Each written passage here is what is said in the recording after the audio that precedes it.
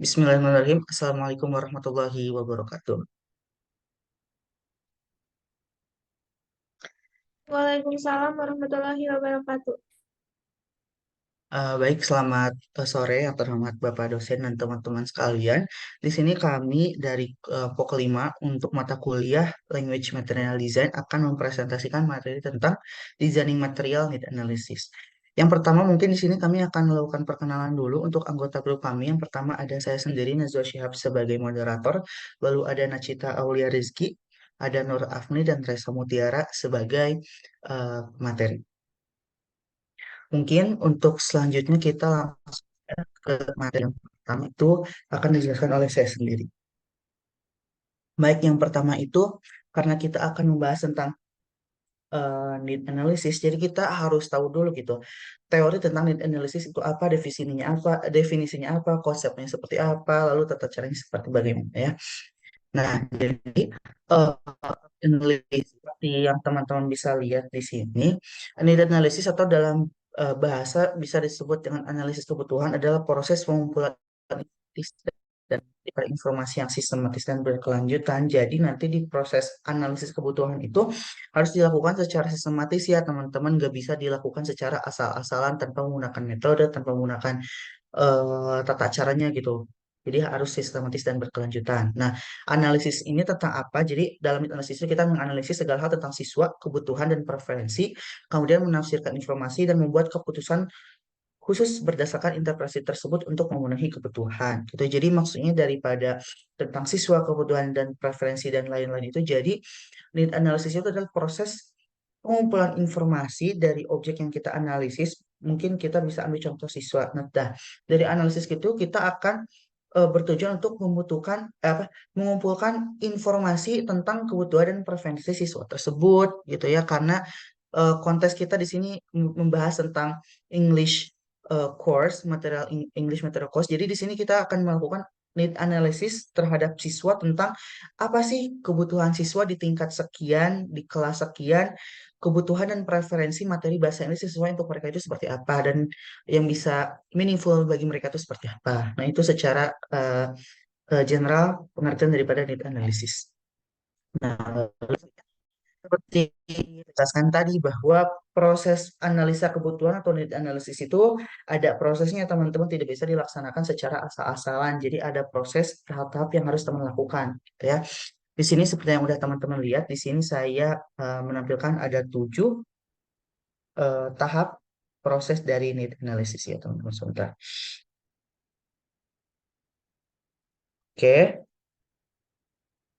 Jadi yang pertama itu dari proses need analysis itu ada deciding what information together and why, gitu ya. Jadi yang pertama-tama harus teman lakukan ketika need analysis itu harus jelas tujuannya itu untuk apa dan informasi apa yang nantinya akan dikumpulkan gitu ya. Jadi gak bisa teman-teman tiba-tiba kayak aku pengen ngadain need analysis gitu. Jadi misalkan tapi udah ketemu objeknya, oh ini ke kelas satu, tapi pas ditanya ini need analysis tujuannya untuk apa, terus ngumpul informasi apa, kayak nggak tahu. Nah, itu gak bisa kayak gitu ya. Jadi harus jelas misalkan oke, objeknya siswa SD kelas 2 dan informasi yang kita kumpulkan itu adalah kebutuhan siswa dalam materi bahasa Inggris gitu, dan tujuannya untuk apa. Contoh misalkan untuk eh, membantu sebuah riset. Nah, itu jadi harus jelas gitu ya tujuannya seperti apa. Lalu yang kedua, deciding the best way to gather it, when, how, and from whom. Jadi teman-teman juga harus menentukan gitu ya tata caranya dari mulai objek lead analisisnya siapa dan kapan. Itu lebih ke hal-hal teknis dan praktikal teman-teman gitu ya. Sebenarnya ini untuk poinnya ini diserahkan kembali ke teman-teman ketika akan melakukan lead analisis. Untuk praktikalnya mau seperti apa, teknisnya mau seperti apa di hari apa. Yang penting harus jelas gitu untuk membantu mempermudah teman-teman sendiri dalam proses lead analisisnya. Nah, dan yang ketiga ada gathering the information. Nah, di sini ada proses pengumpulan informasi. Nah, proses pengumpulan informasi atau pengumpulan data ini bisa dilakukan dengan berbagai cara, tergantung.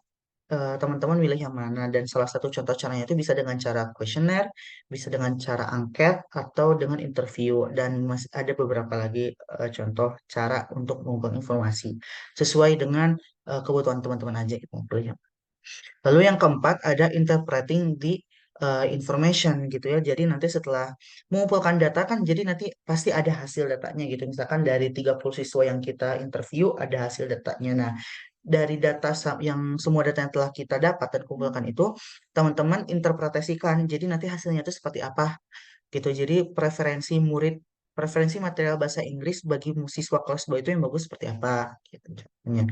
Lalu yang kelima, acting on the information. Nah, ini berhubungan nanti dengan tujuan teman-teman membuat need analysis itu untuk apa. Jadi misalkan contoh untuk sebuah riset ya, jadi nanti hasil yang telah diinterpretasikan itu dilakukan sebuah aktualisasi atau aksinya dalam riset teman-teman.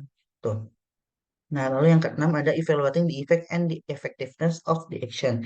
Nah, setelah itu juga harus ada sesi evaluasi nih bagi teman-teman yang melakukan need analysis. Nanti apakah ternyata setelah melakukan need analysis ada apakah tujuan kita itu eh, apa sejalan gitu dengan permasalahan yang kita pertanyakan ataupun mungkin ternyata dalam proses analisis itu ada kesalahan sehingga data yang diperoleh atau yang kita ingin itu tidak sesuai, jadi itu harus ada proses evaluasi di situ.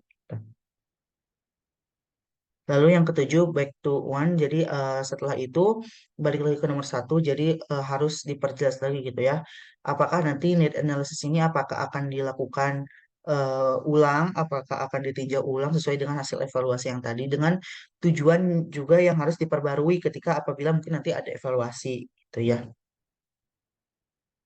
Nah, selanjutnya eh, kita juga maaf, melakukan need analysis tentang bahan ajar kepada siswa. Jadi sini kita akan membahas tentang sedikit apa itu bahan ajar. Ya, nah, seperti yang bisa teman-teman lihat, bahan ajar itu apa di sini? Bahan ajar adalah segala bentuk bahan yang digunakan untuk membantu guru dan instruktur dalam melaksanakan kegiatan belajar mengajar di kelas gitu. Bahan yang dimaksud adalah bisa berupa bahan tertulis maupun tidak tertulis ataupun nanti ada beberapa jenis bahan ajar yang akan saya jelaskan gitu ya, ada empat.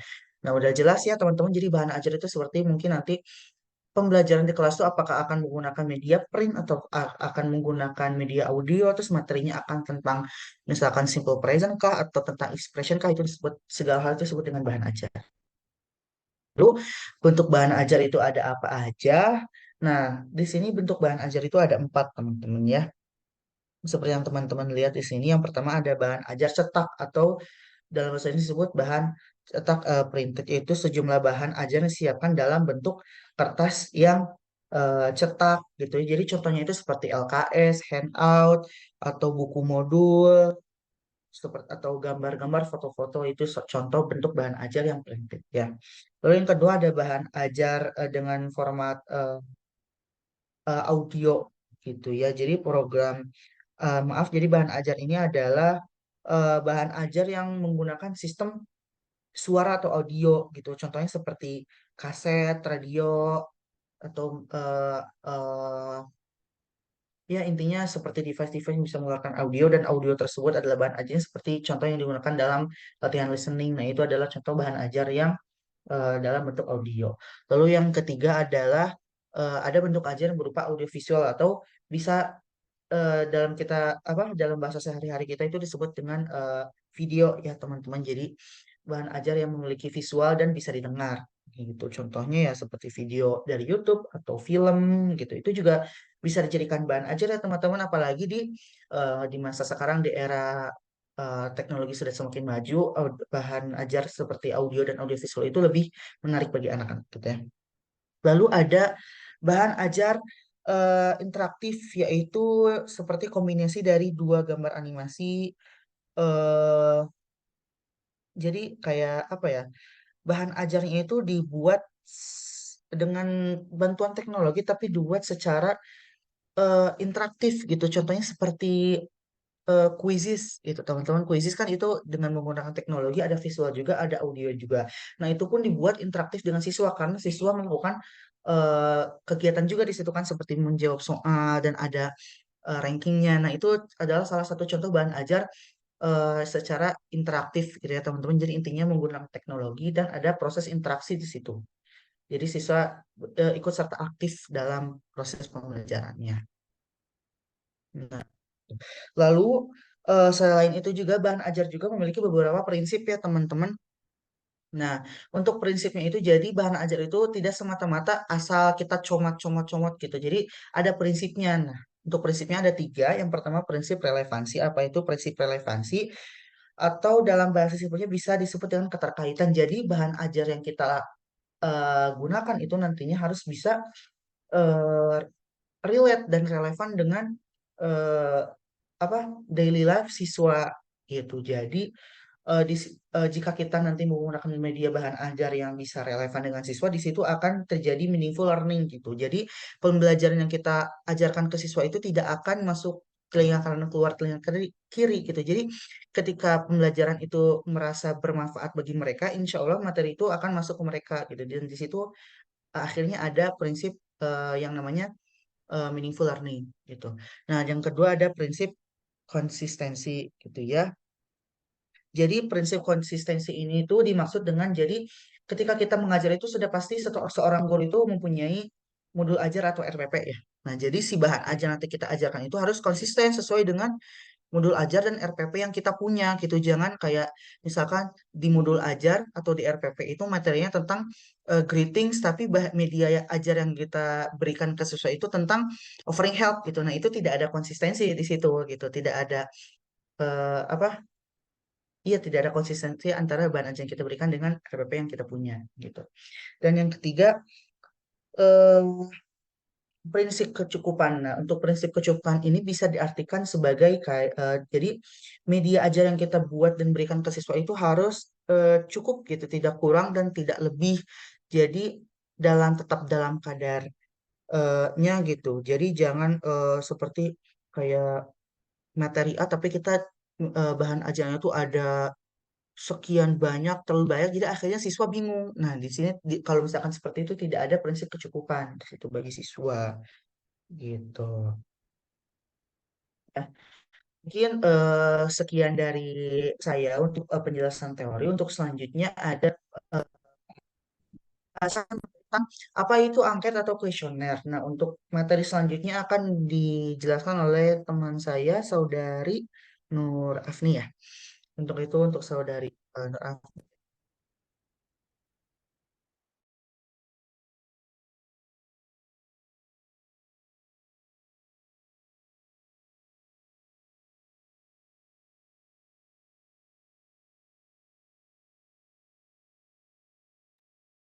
Mungkin kepada Saudari Nur Afni, boleh.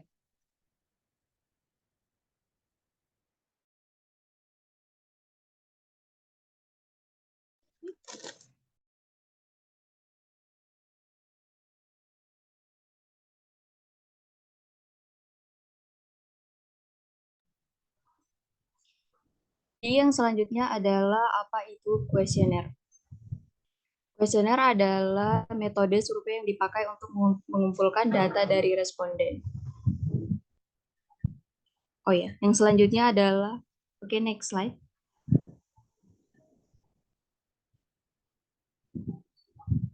Adapun contoh yang kami gunakan, um,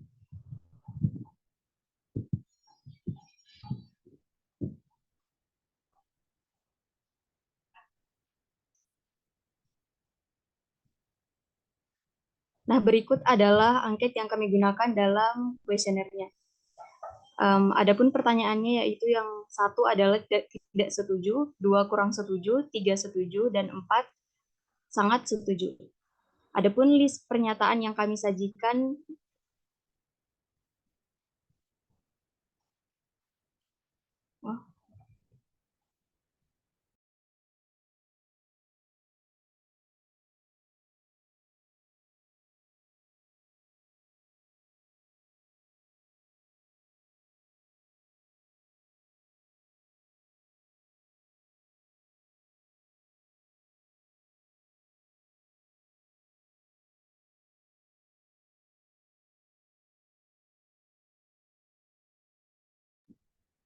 Adapun list pernyataan yang kami berikan adalah yang pertama, bahasa Inggris itu seru.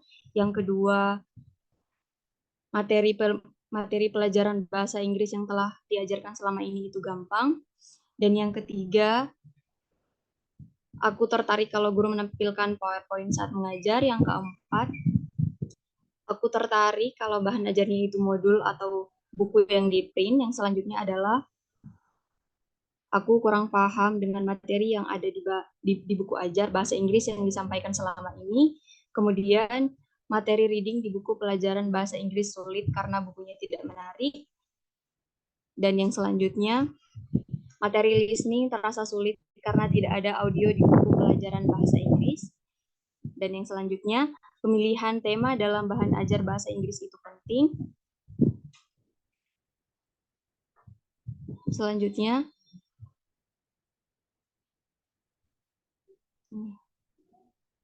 pemilihan visual gambar yang kekinian dalam bahan ajar bahasa Inggris itu penting. Kemudian link audio bahasa Inggris yang bisa diakses murid itu penting. Ada di buku materi siswa. Kemudian aku mau latihan soal kalau lembar kerja siswanya menarik.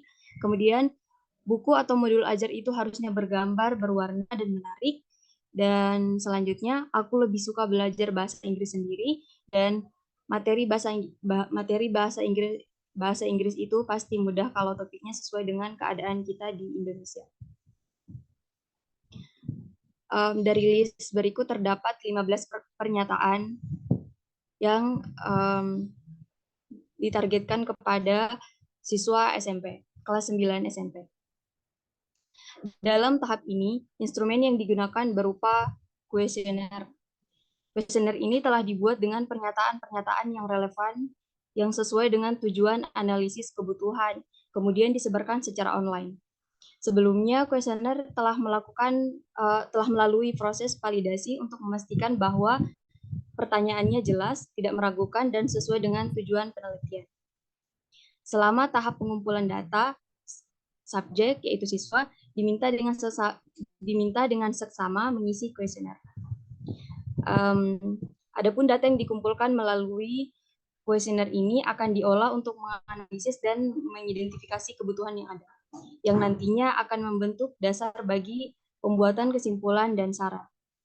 Oleh karena itu, proses pemberian instrumen ini memiliki peran penting dalam mendapatkan pemahaman yang mendalam untuk mengatasi kebutuhan dalam konteks analisis kebutuhan ini. Saya cukup sekian, dikembalikan ke moderator.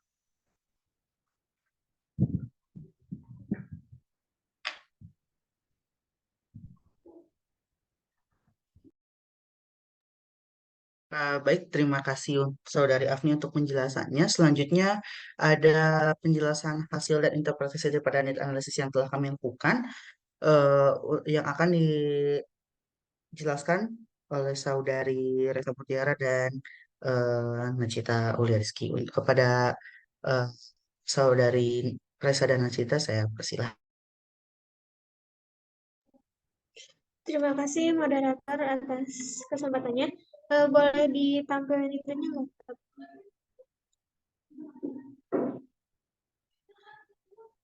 Oke. Dari hasil kuesioner yang kami dapat itu pada soal yang membahas mengenai bahasa Inggris itu seru, dari pertanyaan ini tuh ada 53,3% yang menyatakan bahwa mereka itu setuju bahwa bahasa Inggris itu seru. Nah, selanjutnya itu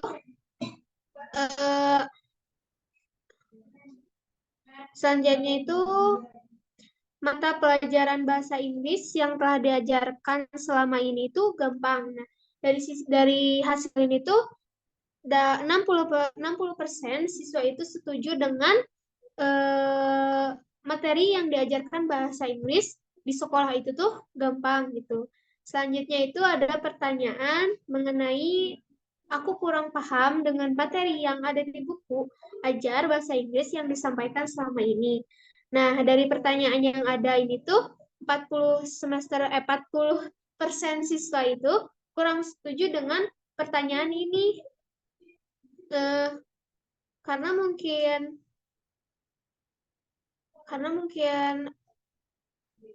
mungkin karena mungkin buku ajar bahasa Inggrisnya itu tuh full bahasa Inggris, nah sedangkan mereka tuh kan baru belajar mungkin, jadi itu salah satu faktor yang membuat mereka tuh kurang setuju tentang buku ajar bahasa Inggris ini tuh. Selanjutnya itu tuh ada pertanyaan tentang materi reading di buku pelajaran bahasa Inggris sulit karena bukunya tidak menarik, dan 33,3% itu siswa kurang setuju dengan pertanyaan ini. Selanjutnya tentang materi listening. Terasa sulit karena tidak ada audio di buku pelajaran bahasa Inggris. Dan mereka itu tuh, siswa SMP itu tuh sangat setuju, 33,3%-nya itu tuh sangat setuju dengan pertanyaan ini. Mungkin gitu ketika mereka belajar bahasa Inggris di kelas tuh, mereka hanya ditampilkan buku ajarnya saja gitu, tidak diambilkan tentang audio atau sebagainya. Nah, ini tuh salah satu yang harus diperhatikan oleh guru agar gitu dalam pembelajaran listening itu tuh kita bisa mendengarkan audio dan hal lainnya. Selanjutnya itu adalah pertanyaan ini membahas mengenai pemilihan tema dalam bahan ajar bahasa Inggris itu penting. Nah, siswa SMP 50,3% setuju dengan pertanyaan ini. Ini tuh membuktikan bahwa siswa SMP juga dalam pembelajarannya itu tuh membutuhkan tema-tema yang menarik gitu, agar mereka mau belajar bahasa Inggris gitu. Selanjutnya adalah pertanyaan mengenai pemilihan visual gambar yang kekinian dalam bahan ajar bahasa Inggris itu penting. Nah, dari pertanyaan ini tuh 46,7% siswa tuh setuju dengan pernyataan ini tuh. Nah, itu tuh membuktikan kalau visual dari sebuah gambar-gambar itu tuh penting gitu, penting untuk menarik siswa agar mau belajar gitu. Selanjutnya adalah link audio bahasa Inggris yang bisa diakses murid itu penting. Ada di buku materi siswa. Dari pertanyaan ini tuh ada 40% siswa sangat setuju dengan pertanyaan ini. Ini tuh kayak nyambung tadi yang materi listening. Nah, ini tuh menjadi riset kalau mereka tuh emang butuh banget link audio gitu buat belajar listening dan sebagainya. Nah, selanjutnya adalah buku modul ajar harusnya bergambar atau berwarna dan menarik. Nah, dari pertanyaan ini tuh 53,3% siswa sangat setuju untuk pertanyaan ini. Nah, ini tuh membuktikan kalau mereka tuh emang butuh banget buku atau modul yang emang bergambar gitu, berwarna dan menarik itu tuh agar tidak monoton dalam belajarnya dan banyak variasi gitu buat belajarnya. Selanjutnya adalah aku lebih suka belajar bahasa Inggris sendiri.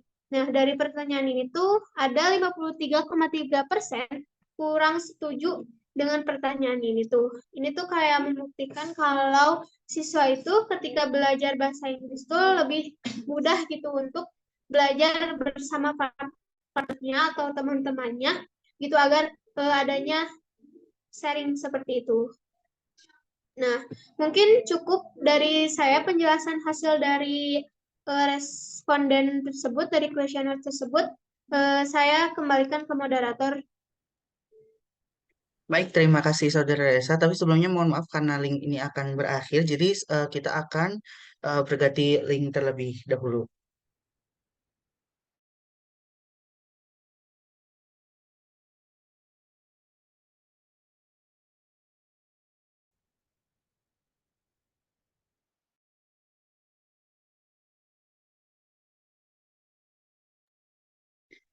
Baik, kita lanjutkan presentasi kita hari ini. Untuk selanjutnya akan ada penjelasan lebih lanjut lagi untuk saran dan hasil daripada need analysis yang kita lakukan yang akan disampaikan oleh Saudari Nachita. Kepada Saudari Nachita, saya persilakan. Oke, baik. Terima kasih atas kesempatannya. Saya izin melanjutkan mengenai, kalau tadi Resa itu mengenai hasil analisis hasil analisis dari kebutuhan siswa yang kami lakukan. Nah, kalau di sini saya akan memaparkan tentang perencanaan bahan ajar berdasarkan hasil analisis yang kami telah lakukan gitu. Sebelumnya, dari beberapa sumber, jika disimpulkan, terdapat 5 prosedur utama pengembangan bahan ajar yang baik itu. Yang pertama itu ada analisis kebutuhan. Ini yang tadi ya, yang udah kita lakukan, yaitu menganalisis kebutuhan siswa untuk apa? Karena ini tadi untuk mendapat data terkait gaya belajar mereka, untuk mengetahui faktor-faktor yang menarik untuk mereka itu seperti apa, metode apa yang nantinya akan dipakai gitu, dan lain sebagainya yang telah dijelaskan oleh Nazwar di awal. Kemudian yang kedua itu perancangan. Di tahap ini itu ada perumusan tujuan berdasarkan analisis. Tapi analisis di sini maksudnya analisis KD atau kompetensi dasar. Jadi sebelum membuat bahan ajar, setelah tadi menganalisis kebutuhan siswa, juga harus menganalisis KD, kompetensi dasar sesuai tingkatannya. Kalau misalkan di kurikulum 13 KD, kalau misalkan di kurikulum Merdeka itu fase pembelajaran. Terus di tahap ini juga yang kedua itu pemilihan topik. Pemilihan topik ini harus sekontekstual mungkin atau se-relate mungkin dengan studinya gitu. Jadi peserta itu nanti akan punya prior information gitu. Jadi topiknya diusahakan yang memang diketahui oleh peserta gitu. Jangan misalkan di generasi Z sekarang, tapi topiknya misalkan Ridho Roma yang udah yang terkenalnya di zaman lalu-lalu gitu. Nanti merekanya akan kurang kurang relate gitu, kurang masuk kalau misalkan tidak kontekstual dengan merekanya. Terus yang ketiga itu pemilihan media dan referensi bahan ajar. Kalau ini meskipun kita ini generasi Z itu di era teknologi kan, tapi tidak semua media teknologi itu akan cocok sama siswa. Jadi perlu dipertimbangkan lagi media apa yang cocok untuk siswa. Jangan memperhatikan dulu, oh ini pakai digital itu penting gitu. Tapi kan kalau misalkan sekolahnya masih tradisional, terbatas digitalnya, maka yang tradisional pun akan efektif gitu. Kalau misalkan gurunya dapat merancang bahan ajarnya dengan baik. Terus yang keempat itu pemilihan strategi pembelajaran. Kalau ini lebih ke tahap pelaksanaannya nanti gitu. Jadi ketika guru hendak merancang bahan ajar, guru tuh mempertimbangkan nanti tuh teknisnya akan kayak gimana. Ini tuh biasanya di lembar kerja siswa, di tugas siswanya nanti. Karena misalkan prosedur teks, nanti tuh guru harus tahu, oh nanti siswa tuh kerjanya apakah akan sendiri-sendiri secara individual atau harus mempresentasikan demo prosedur teks bersama teman-temannya di depan kelas gitu. Ini di sini. Terus selanjutnya ada tahap pengembangan. Tahap pengembangan ini tuh ini lebih ke yang tadi, cuman lebih diobservasi lagi gitu, lebih dikembangkan lagi apakah sudah sesuai atau tidak. Terus tahap evaluasi dan revisi. Kalau ini meninjau ulang apakah bahan ajarnya berhasil atau tidak. Dan ini tuh biasanya dilakukan saat bahan ajarnya sudah landing gitu. Terus dari proses analisis itu kan tadi tahapan perancangan bahan ajar kan. Kalau misalkan dari hasil analisis yang kami lakukan dengan kaitannya saran dari kami untuk perancangan bahan ajar itu di sini ada 7 poin. Yang pertama, menggunakan tema atau topik kontekstual. Karena tadi tuh menurut survei membuktikan kalau tema itu sangat penting. Jadi tema atau topiknya tuh harus kontekstual gitu, harus yang studentnya udah relate gitu. Terus yang kedua, karena hasil survei ini membuktikan bahwa modul print tidak selalu menarik bagi mereka, dan mungkin karena mereka juga generasi Z ya, lebih suka yang digital-digital gitu, dan di sekolah ini, karena mereka menyatakan seperti ini, mungkin saja hipotesisnya itu, sekolahnya memang fasilitas digitalnya memadai gitu. Jadi bisa menggunakan media digital siswanya, entah itu handphone masing-masing siswa, atau kalau misalkan seperti boarding yang tidak membawa handphone masing-masing, bisa dari gurunya satu untuk semua, tapi dalam bentuk digital juga gitu, ditampilkan di PowerPoint gitu. Terus yang ketiga ini untuk teks yang tertera diharapkan mampu menggunakan layout yang menarik karena teks itu tidak mempengaruhi mereka terhadap kemampuan reading-nya. Terus teks printed juga tidak mempengaruhi mereka menyatakan kurang setuju karena layoutnya, karena kita juga kalau misalkan baca teks yang kolomnya itu tuh beda gitu ke kitanya. Jadi mungkin dari segi layoutnya. Terus yang keempat untuk listening. Jika bahan ajarnya berupa non-printed seperti PDF modul atau handout, maka cantumkan kode QR audio native speaker yang dapat diakses oleh murid untuk latihan. Kalau misalkan memang bahan ajarnya audio visual, disarankan audionya itu native speaker gitu supaya siswanya terbiasa mendengarkan langsung dari native speakernya. Kemudian yang kelima disarankan menggunakan visual kekinian meskipun materi bahasa Inggris, tapi itu tuh tidak apa-apa gitu, kayak mau memasukkan unsur-unsur K-pop atau anime anak Gen Z, karena selama itu tetap sopan dan em, apa ya bisa di consider gitu di ranah pendidikan, yang visual-visualnya yang dimasukkan juga harus yang sopan-sopan, itu tidak apa-apa gitu. Ini untuk menarik daya tarik mereka gitu. Kemudian yang keenam disarankan bahan ajar memiliki visual menarik. Ya, ini kesimpulannya mungkin ya. Seperti gambar, berwarna, dan layout yang menarik menarik mungkin. Yang terakhir, karena survei menunjukkan peserta didik lebih suka belajar berkelompok, disarankan nanti untuk lembar kerjanya itu tugasnya berkelompok. Misalkan kalau prosedur teks berarti tugasnya demonstrasi teks prosedur atau tutorial sesuatu di depan kelas bersama teman grupnya gitu. Demikian dari saya kembalikan ke moderator.